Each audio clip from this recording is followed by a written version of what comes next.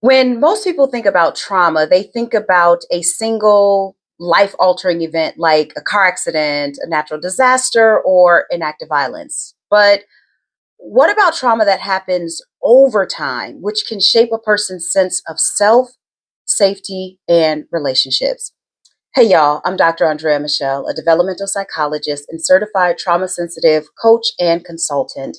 And today I'm going to talk about the different types of trauma, how they affect the brain and the body, and what healing from each of them looks like, because not all trauma is the same. Some trauma can happen in an instance, while other trauma is woven into a person's development from an early age.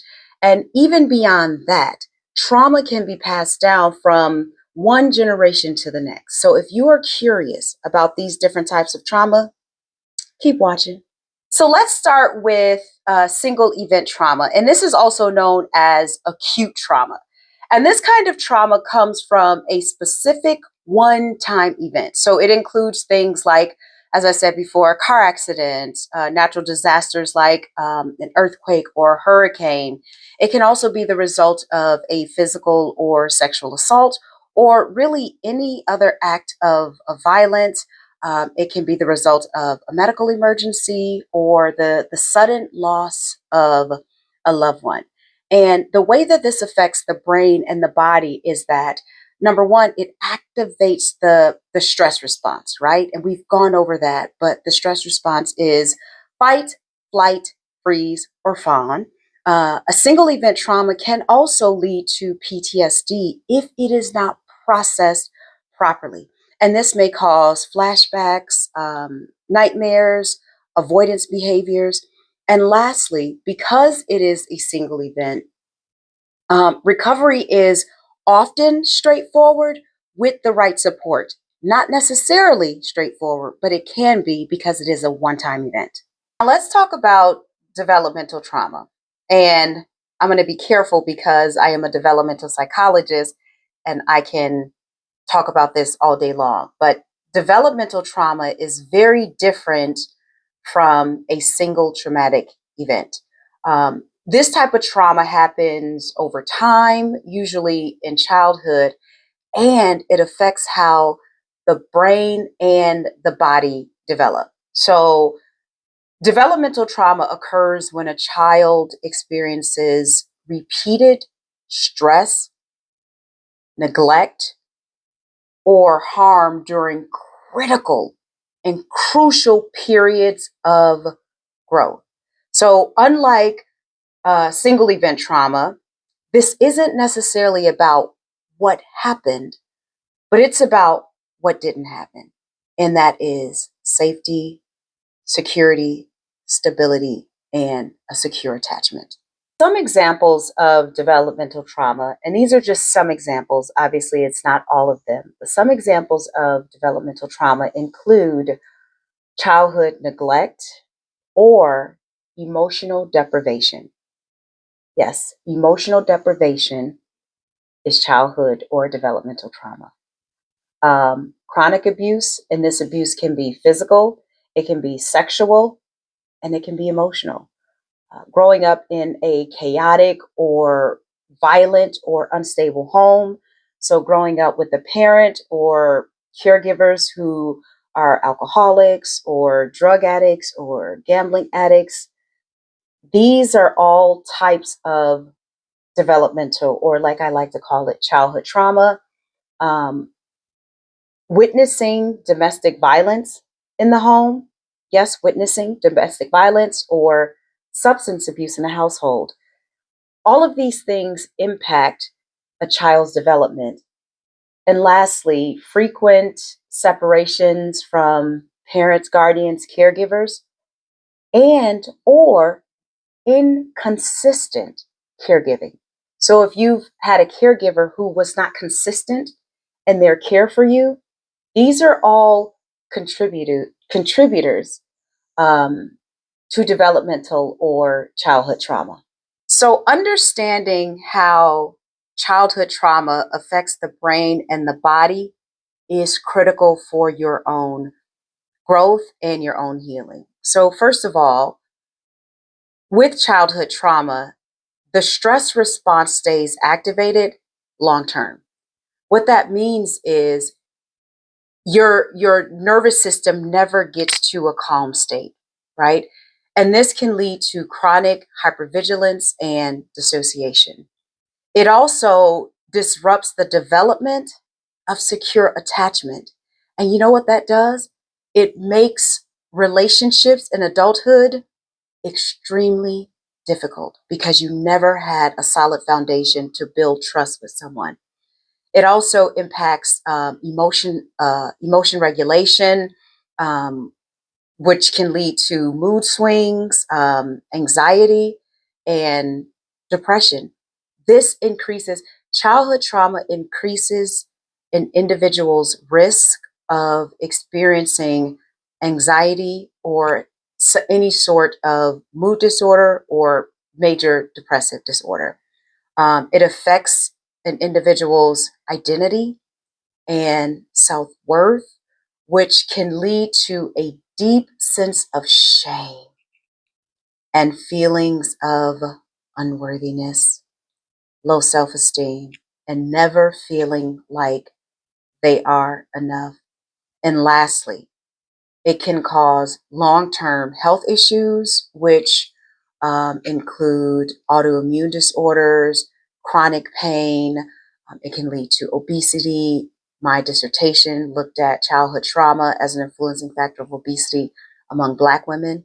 And the research and my study proved that childhood trauma is an influencing factor. And so it is so important to understand the long term impact of childhood trauma. So I really want to talk about this next type of trauma because I believe that it is where a lot of us will find our healing, and not just healing for ourselves, but healing for our descendants, meaning our children and grandchildren, and healing for our ancestors, even though they are no longer with us. But trauma, it doesn't just affect the person who is experiencing it, right? It can be passed down from one generation to the next. And that is called trans or intergenerational trauma. And what that is transgenerational trauma happens when the effects of trauma is passed down from one generation to the next. And the way that this is done is through parenting styles, through family dynamics, and even epigenetics. And that's just a real fancy word that says biological changes in how the genes are expressed. Just to provide a little clarity of what transgenerational trauma looks like, think about the descendants of enslaved, colonized, or oppressed people carrying trauma from historical violence. Also, think about families of Holocaust survivors who experienced heightened anxiety and hypervigilance.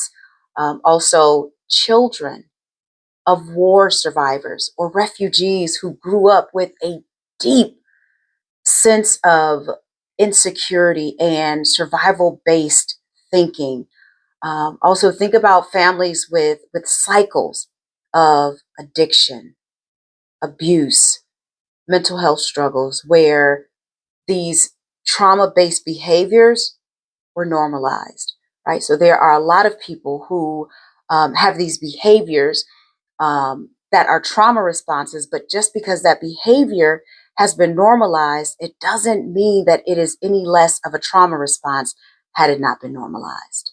And here's how transgenerational trauma affects future generations. First of all, caregivers who have experienced trauma, they may struggle with emotional availability. So if you grew up with a parent who was emotionally unavailable, it could be the result of trauma that they've experienced.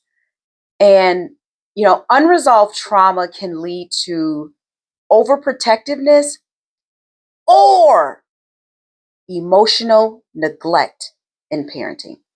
Oftentimes, we think that people who have experienced trauma, they may respond one way. They don't. When a person experiences trauma, it could lead them to be extremely overprotective, i.e., they could be a helicopter parent, or they could be extremely neglectful, emotionally neglectful in their parenting.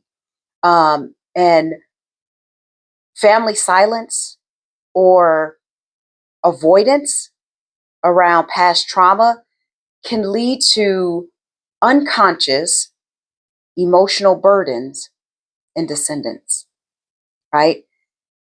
We all know someone who tells the story of how things are resolved in their families. And a lot of people say, we just don't talk about it.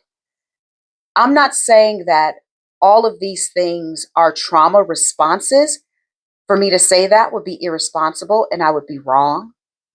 What I am saying, though, is these behaviors could potentially be trauma responses, or it could be an indication that there is some trauma in the past. So, just something to think about. So, what does healing look like for these types of trauma? Well, for a single event or acute trauma, you can try talk therapy, you can try EMDR, you can try, any sort of body-based approaches, somatic work, breath work.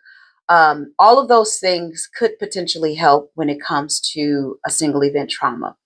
With developmental trauma, it's a little more involved, and so you may need to engage in trauma informed therapy. Again, some sort of somatic work. You need to do inner child healing work, which, again, another area I specialize in, inner child healing work. That's my jam. But then when it comes to transgenerational trauma, you may need some sort of family therapy if it's possible. It's not always possible, especially when there's deep trauma that happens with family members. You may not necessarily be able to do therapy with the family members in which it happened, but that shouldn't stop you from doing therapy with the family that you've created and the family that you have.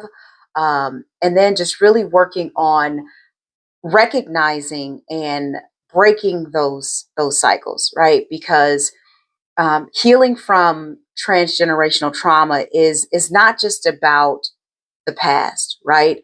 But it's about changing the present moment so that future generations can thrive, so they don't have to deal with the same issues that you're dealing with. Um, so understanding the difference between these types of trauma can really truly help us, I believe, move towards healing, not just for ourselves, but as I said in the beginning, those who came before us, but more importantly, those who will come after us. So if this was helpful for you, I would love for you to let me know how. Drop a comment, share this with someone who you think can benefit from it. And then if you feel comfortable, I would love to know how you've seen the effects of um, intergenerational trauma in your own family or even in your own community. And then let me know one or two things that resonated with you from this video. All right, I'll talk to y'all later.